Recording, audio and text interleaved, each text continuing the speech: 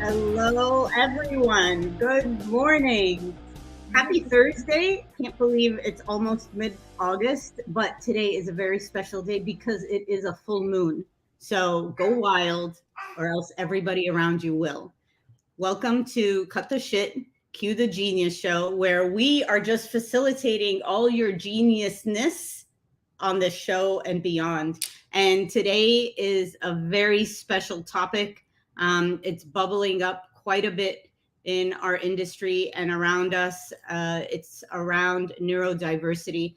And I am the first to say I do not know a lot about it, but I am eager to know more about it because I believe that we've been kind of saying this, Liz and Bruno, see if this makes sense. We've been trying to say how we want to personalize all our experiences, whether it's in our workspace, with our team members, especially at events, and the personalization now of journeys and of our event participant experiences. We have a little guest. We have two little guests today with us. That's awesome. Has been around, this personalization is truly around what the attendees want and desire and what's in it for them.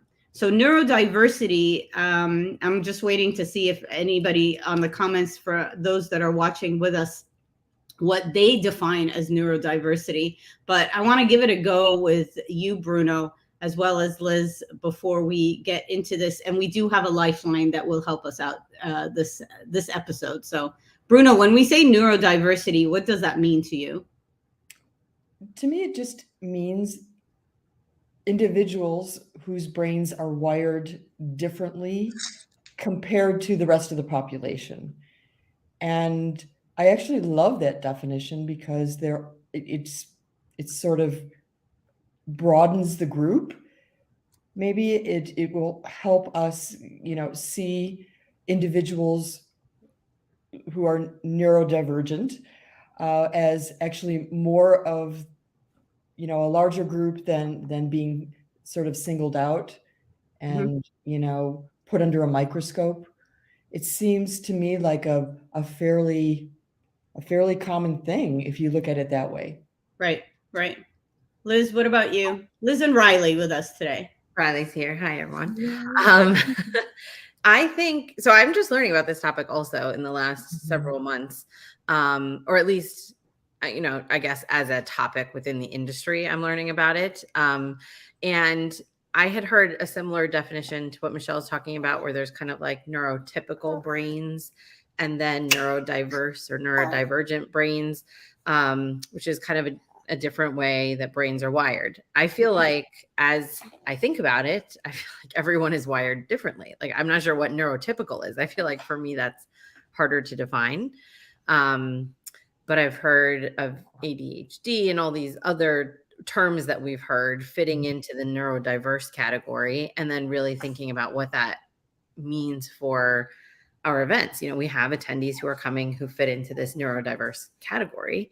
Right. And so I think it's really interesting to think about, like, how are we designing for all of our attendees? Right. And so, well, first, hello, Karen. Yes, Riley is a very cute baby. And hey, mate, Adam Perry from London beaming in with us. So when the one thing that I also want to, I think people are struggling with right now is when it comes to neurodiversity, this is a very personal issue where in the past, people have tried to hide their challenges or their disabilities. And so, we're coming to a point right now, and I don't know if the Corona coaster actually amplified this or accelerated it, but this is where you exploit the chaos. If the Corona coaster was the chaos, this is a good thing to do and to, deal with at this point, not only from an events perspective, but also from your team, your staff, etc. And we have Nancy on here. Hi, Nancy. Spicy human. Okay, I love that. So we do have a lifeline on here. This is a very special lifeline for me, especially. I'm going to be introducing Aisha Van Soest, who is my little Riley. They're not little anymore. So this is Aisha. And the reason why I have Aisha on here is Aisha is neurodivergent. Did I get that right? Okay. Do you want to introduce yourself, like how old you are? And my name is Aisha. I'm 17. I use they, them pronouns, and I have quite the list of mental illnesses / disorders. So I'm very versed on this subject. So do you think Liz and Bruno were right to talk about, neurotypical as well as the wiring of the brain, et cetera? Can you give us your definition of neurodivergency? I think Michelle's definition was like exactly what I would say. Yeah. It's like, yes, let me ask you. So the way that I defined it means that the category of individuals, that define themselves in this way or are defined in that way is much larger than one would think. Is that a good thing?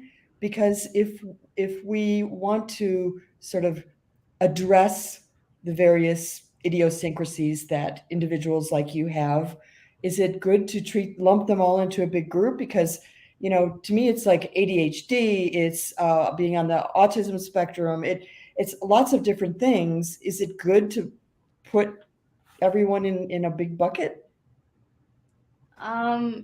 Well, I think you're right in the fact that like a lot more people are mentally ill than like society realizes.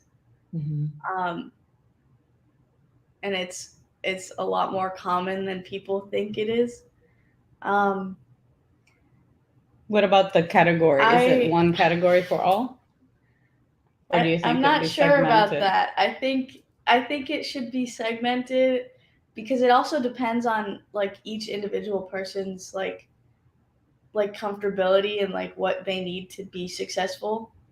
So if we I were, don't think lumping them all into the same group would be very beneficial because it's just kind of categorizing them in the same way that society separates people into neurotypical and neurodiverse.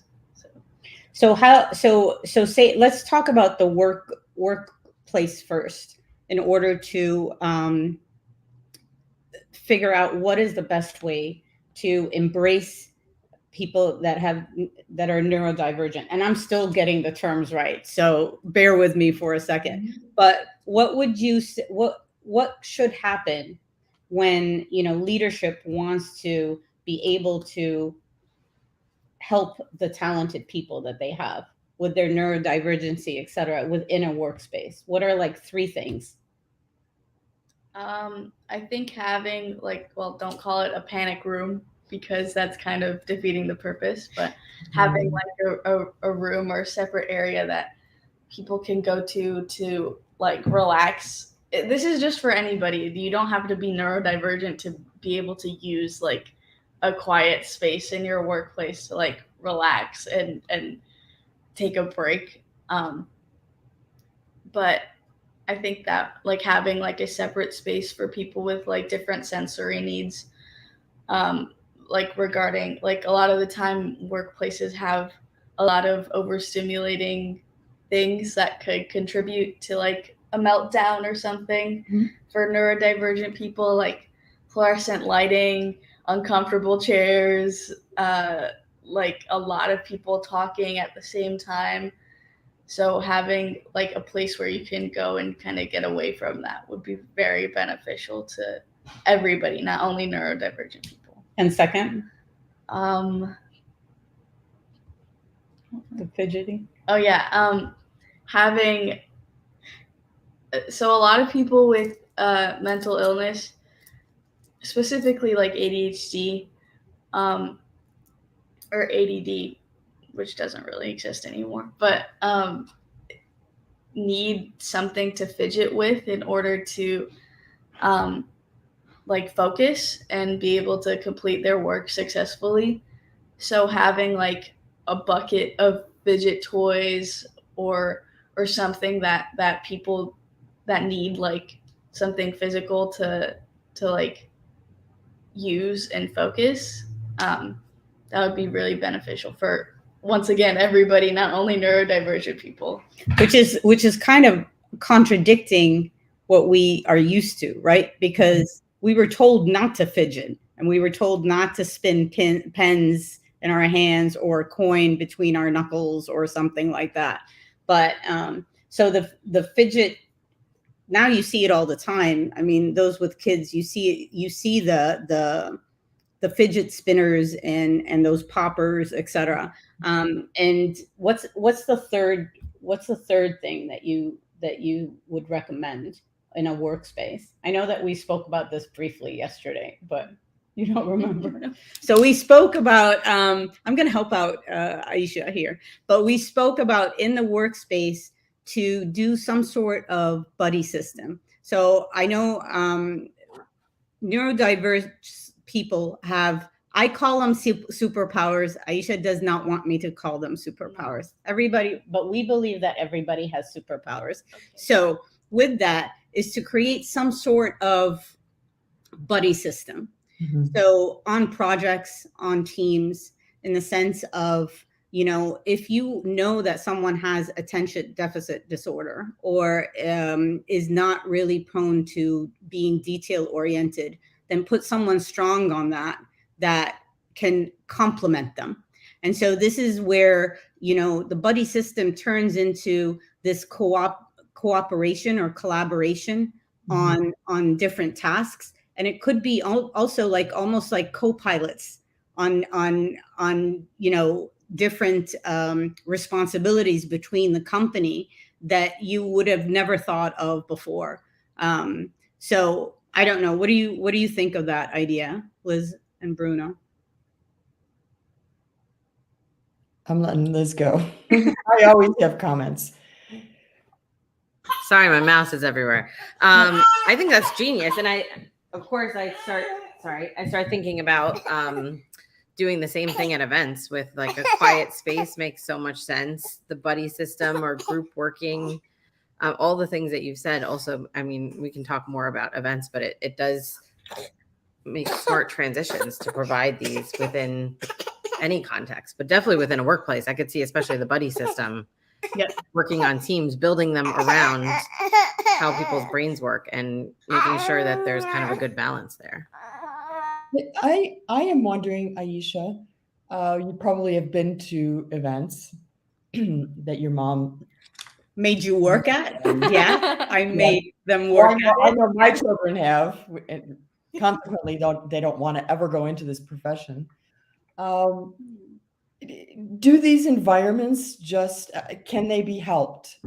You know, is it too overwhelming just from the get-go to be thrown into a room with a whole bunch of different people that you don't know that don't know you? Is that, you know, maybe these types of big events aren't really for neurodivergent people to begin with. So what should we do about that? Do they make you uncomfortable? And if yes, should we think of some other way to accommodate you than throwing you in a big mosh pit? I think they do make me uncomfortable because it's literally just a big warehouse room with fluorescent lighting and like 5,000 people in it talking at the same time. It's a little intimidating for anyone, but it also depends on each neurodivergent person how they can cope with having that much overstimulation, or like the level of overstimulation they can take before they have like a meltdown or need like a break. But I think they like meetings and events haven't been neurodivergent friendly from the start, because if they were, then I think they would be much smaller and like limited to like only a couple hundred people, or be in a lot like a more comforting space than an empty warehouse room with really bright fluorescent lights. And I think having everything be like scaled down a little bit would help a lot. In the space that they're in, people feel more comfortable if it's like smaller and you're kind of closer to the people around you, I guess. So there's more interpersonal, so like connection happening. Yeah. So you focus on talking to the people around you as opposed to focus on how crazy and overstimulating your surroundings are. So the way that we as planners often deal with accommodation is at the beginning, during registration, when someone's actually purchasing a ticket to go. It's not like a festival or music event. We ask them all these questions. Are you a vegetarian? Do you, are you allergic to nuts? It goes on. And now we have, thankfully, other things that we can add to the list so people are comfortable. Is that a good thing? Is that a good way to, begin a conversation with a neurodivergent person in terms of what their specific needs are? Or is that, in effect, really overwhelming? Once again, it depends from person to person, because no two neurodivergent people are exactly the same, and no one's brains work exactly the same. Yeah. But I think having like a survey or something like that could help, as long as the people who are administering the survey actually listen to what's being given in response. I'm not saying that they don't, but no, they don't. They just don't. Even if you say vegan, they'll give you chicken. Yeah, it's okay. It's just very important that if you're going out of your way to administer that survey, you need to make sure that you actually take into account what people are saying back to you and what their needs are, and like focus on meeting those needs. So I wonder if it's not being done already. And Megan, thank you for joining us, because I saw that Tanya tagged you on LinkedIn for this episode. One thing that I'm wondering is, in the registration, whether people will ask the questions, are you neurodivergent, and what is it that you would like, as part of a personalized experience? Mm-hmm. Do you like quiet spaces? It doesn't have to necessarily be intrusive. I want to make sure that, everybody's still, their personal information is still theirs, right? Because this is brand new. But I'm wondering whether it's, do you like smaller crowds? Then you can do something with the networking for them. Do you like, white space, quiet space? Like, for example, IMAX Frankfurt, they did a wonderful thing where the trade show, busy and loud and crazy, and the zoo that it was in one hall. And then across the way in another hall, they had a little garden, a couple of food trucks, some swings, grass, etc. And it was much more quiet area. And also to ask questions about, the way they consume content. So the plenary sessions might be too much, Mm-hmm. Or it could be they want a lounge area where they have the plenary session piped in on a TV and nobody's really talking. It's not huge space. It's not 5,000 people at the same time.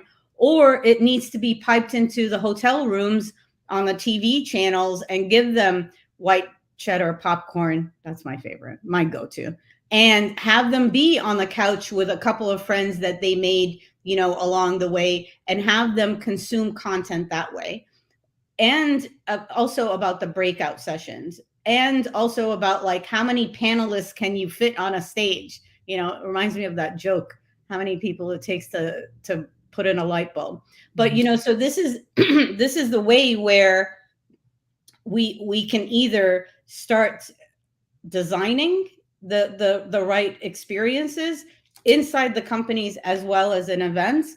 And I'm going to throw it out there. Maybe, you know, we love our signage as event planners and designers. Maybe there's going to be a point where it's going to say neurodivergent friendly, and it's an icon that becomes something as a standard in the industry. I don't know.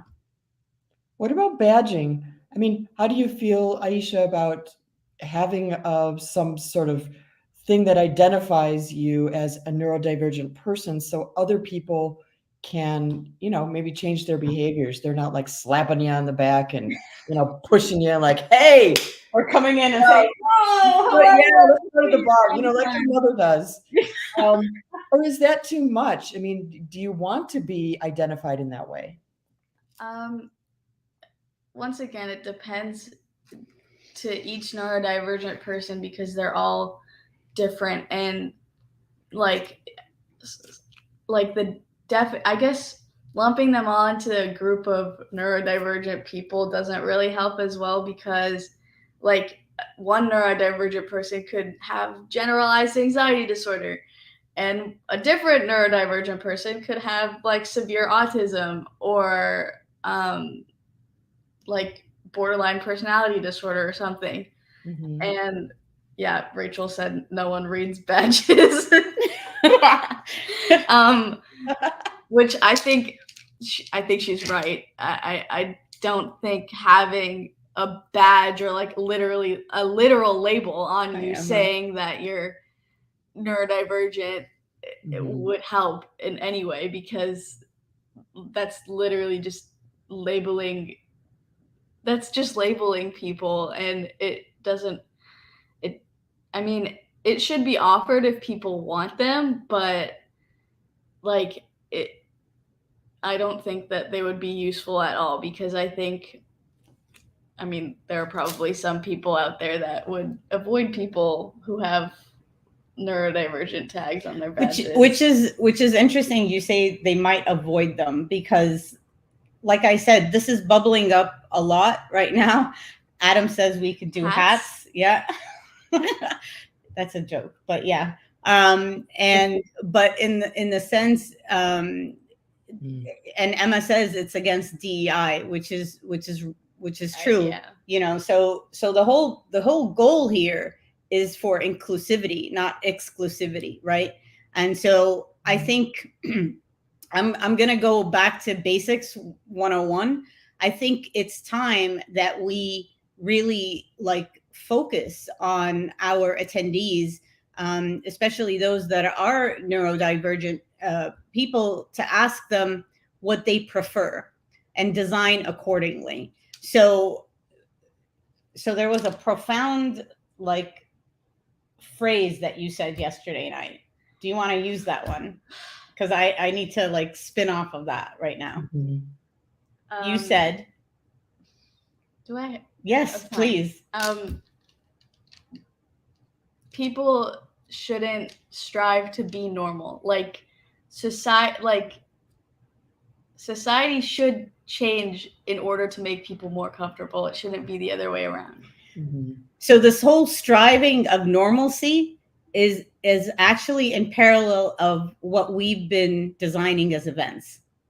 So we've been designing events and experiences primarily for normal people, if that makes sense. Those that are okay with the 5,000 people in a plenary, okay with the fluorescent lights, with the busyness of the trade show floor, all of that. And it seems now this is a time for us to regroup and figure out, how do you personalize that experience depending on the different types of normalcy that we have within our community at the moment. Mm-hmm. Does that make sense? Mm-hmm. I would love to hear Liz's perspective as a planner now. How does one begin to think about all of these accommodations? Because everything that we're taught is about, helping the masses do business or, network or do all of these things. And we were talking right before you joined us before the show, Dahlia, about this idea that now, rather than do things for lots of people collectively, we're really doubling down on small groups with small attributes, and that seems to be a direction that the industry is taking us. And you have some, Liz, experience with that with Texi Talk Global. Yeah, I think that, and I was saying, I don't know if it's driven by virtual, where we started telling people like, oh, you can get 10,000 people in your audience instead of 5,000. And then people started pulling back from that. But definitely this year, I've seen a big trend towards our clients and our sponsors, and pretty much across the board, a lot of conversation around a smaller, more quality audience with a bigger focus on attendee experience than a big audience. Mm-hmm. And I don't know exactly if that's, fueled by the pandemic or whatever. But I mean, there's so many good comments coming in from people. Megan is someone from Google. I know she's been doing a ton of work on this topic. And she was talking about the buddy system that Aisha mentioned, and how, we could train our event staff to be safe people for anyone who needs support. I loved the separate room idea. And I think integrating things like that, where like that becomes part of the event for everyone. I mean, I'm an introvert, so I wouldn't necessarily say that I'm neurodivergent personally, but I would love to have a space, a big event where I could just kind of like decompress, get my mind together before going back. So like to Aisha's point, everyone can partake in some of these things. Like it doesn't have to be designed just for people who would identify themselves as neurodivergent. And so really thinking through event experience and how we can make it more meaningful for everyone. And what are some of the big things that we could change about our events to make everyone feel more comfortable and happier? And then you could kind of like design around some of the smaller, more niche issues that are based, as Aisha has said, everyone's different. So there are going to be some things that you still need to add on layers above that. But as a planner, I know that's what I'm thinking about, is like, how do we just kind of take some of the big things that could make the biggest impact for the most people to make our events more inclusive and implement those changes as standard. And that's in your marketing and in your agenda, so that people know when they come, this is what they're going to be able to get, and then be able to kind of add on additional things from there based on feedback from registration forms and things like that. I don't want to end the show without asking you a question, Aisha, and that is, you referred to neurodivergence as a mental illness. And I always thought they were two different things. Or is mental illness part of a neurodivergent population? Yeah, I think we lost them, which is so sad, because she had I had this exact same question. So I'm curious. I'm sure they'll jump back on. Yeah. I was curious about that as well. I don't know if in the comments, maybe some people know as well. And well, then I also wonder, here's another question I have. Is this an extension of conversations we had probably 5-7 years ago about people that are auditory learners? Are they visual learners? Are they whatever learners? We started sort of, creating meetings around those types of parameters back then. Is that still happening? And is this now just, part of a new thing, which is more about diversity? Or is this part of the old thing, which is just about really understanding who our attendee base are and creating environments and materials and methodology that accommodates them? Do you think it's new, or do you think it's part of the old thing, Liz? I think it's an evolution of what we've been doing. Mm-hmm. and basically kind of like attacking the issue from a big standpoint. Are you a visual or auditory learner? And then within that, you realize, wait, there's a lot of other things we need to be thinking about, and kind of like how that trickles down to more detail, which I think is an amazing thing. Mhm. But I think it's something that, like graphic recording, we've talked about shorter formats in meetings so that people Mhm. who, and again, regardless of how your brain works, some people enjoy absorbing content in short form versus longer form versus deeper versus, so like, I think all of that kind of feeds into this conversation. And then I think that's probably paired with a lot more transparency. We're seeing a lot more people who want to talk about the challenges that they have in, quote unquote, fitting into a normal event, whatever that means. And so it's a little bit easier to design around when you know that your attendees come in with these list of needs. And one other thing is we haven't really talked about how to leverage maybe some special gifts that these individuals have.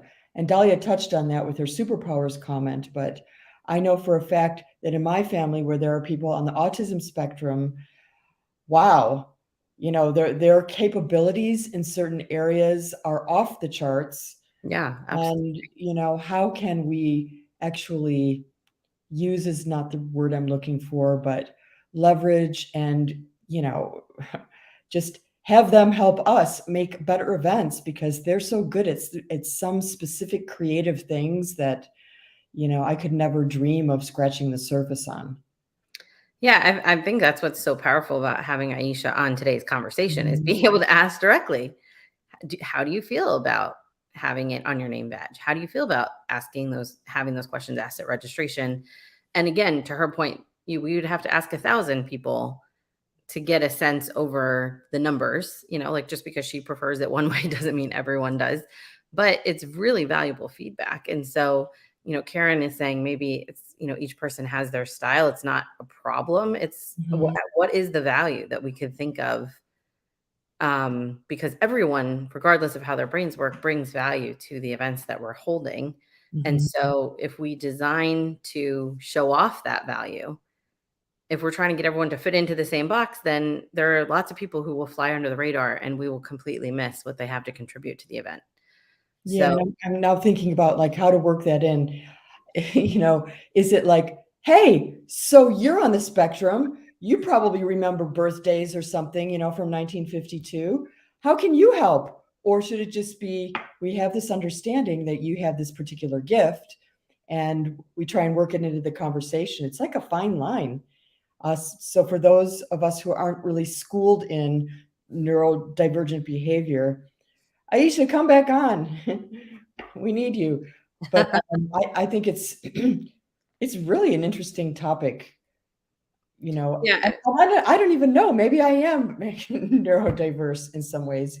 If you talk to my family, they'll say, "Yeah, you know, yeah. so you're a little bit off Um, the charts in some areas." But anyway, I think it's Sorry, I'm but covering it's our faces, but Emma, I thought this was great that if you look at neurodiversity overarching, there's probably a large percentage of your audience that would consider themselves neurodiverse. So within that, kind of designing around it. And she mentioned that she feels like it's mental illness and neurodiversity are kind of two different things. I Mhm. know Aisha used the same term earlier. Um, but it's a huge benefit for sure. Oh, we have them back. Yay. You got to love technology. Of Yeah. course. Did you hear our question though, Aisha? We were wondering about your comparison of neurodivergency with mental illness. Well, everyone who is well, everyone who has a mental illness is neurodivergent, but I wouldn't say everyone who is neurodivergent has a mental illness. Okay, thank you for that. Because we were brainstorming on all the ways we could bring individuals, neurodivergent individuals like you, into our planning, into the experience. What could we do besides take away big lights and a bunch of people and put you in a room? How else can we make you feel more comfortable and that you belong? I'm not sure. like That's a big question. It depends person to person. But for you personally, what's the ultimate event experience other than having puppies and snakes? But other than that, what would you do? Jan is with us too. But what would you want as an experience? Like comfortable seating, like just making it be as physically comfortable as possible. Like, I mean, I think blankets would be fun. I know it's not really a professional setting, but I think having some form of comfortability would help a large number of neurodivergent people. And I think that's something that you can glean from a registration, question.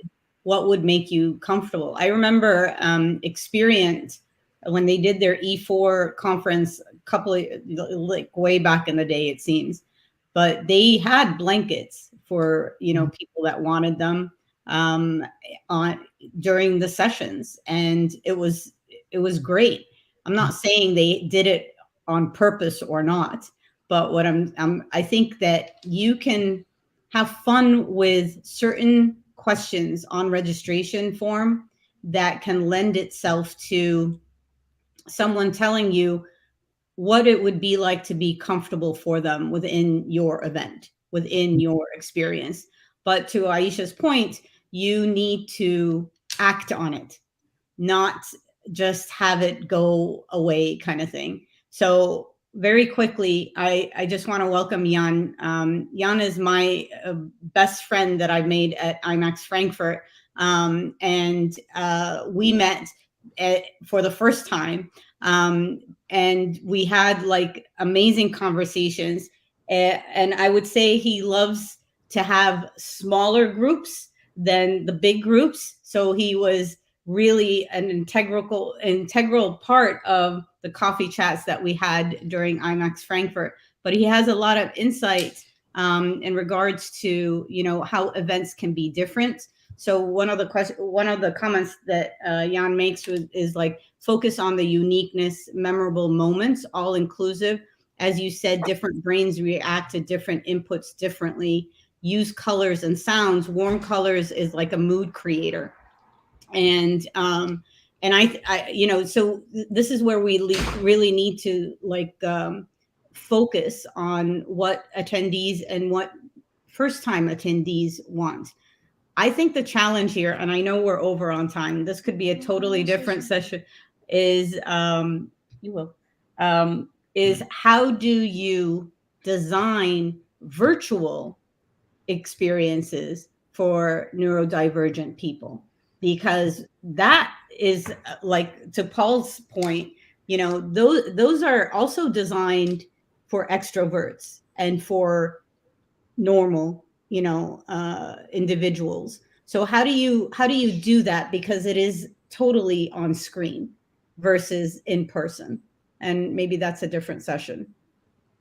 Yeah, not having 10,000 pictures in a gallery of all the people that are there. I like it just when I can only see one person. Yeah. As an introvert, not as, and maybe introversion is a neurodiverse condition. Is it, Aisha? Would you say? I mean, I would say so. I feel like anything that doesn't fall under like normal functioning of a brain. So like, I guess normal functioning would be being an extrovert. So anything that doesn't fall under being normal or deemed normal by society would fall under being neurodivergent.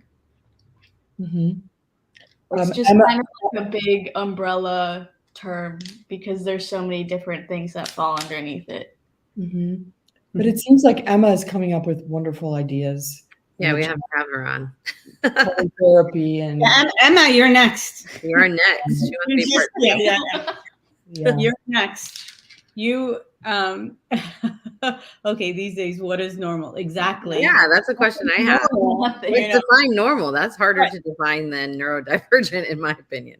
But here's the other part of this: as event, professionals and designers, who wants to design normal events anymore? Who the heck is going to come to that? So, like, that's something that we need to really look at. And Rachel, Aww. of course, don't go to an event along with me. You're an introvert. It's like a magnet.